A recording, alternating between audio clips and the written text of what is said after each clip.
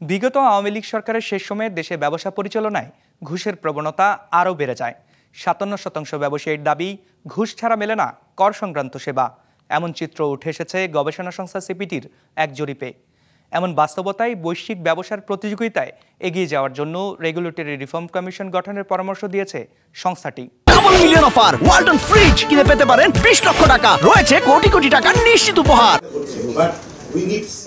২০২৬ সালে স্বল্পোন্নত দেশ থেকে উন্নয়নশীল দেশের স্বীকৃতি পেতে যাচ্ছে Bangladesh.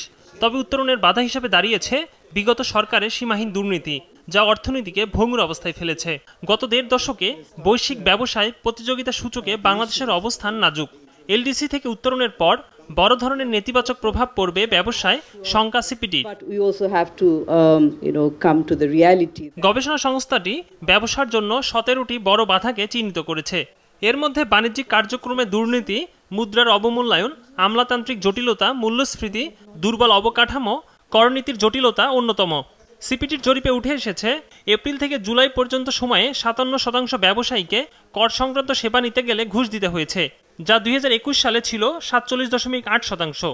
There are complaints from the businessmen regarding harassment from the VAT and tax authority. We have found that 57% businesses complain that bribery is common in tax-related interactions. CPD জরিপের তথ্য তুলে ধরে জানায়, আগামী ২ বছর মূল্যস্ফীতি, প্রাকৃতিক দুর্যোগ, দূষণ, আর্থিক মন্দা, দুর্নীতিগ্রস্ত অর্থনৈতিক কর্মকাণ্ড, জ্বালানি সংকট দেশকে বেশি ভোগাবে।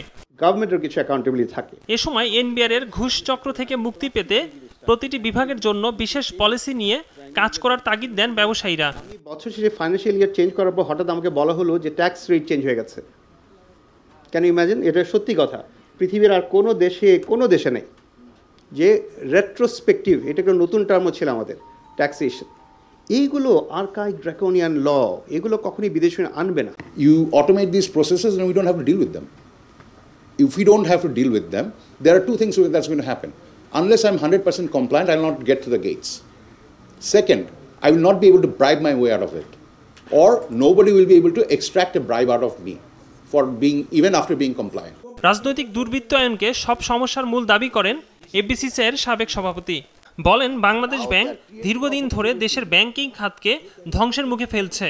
So essentially, if we want to do reforms, if we want to have a better Bangladesh in the future, the first thing to reform is the politics. So the most dictatorial institution now in the country is our central bank.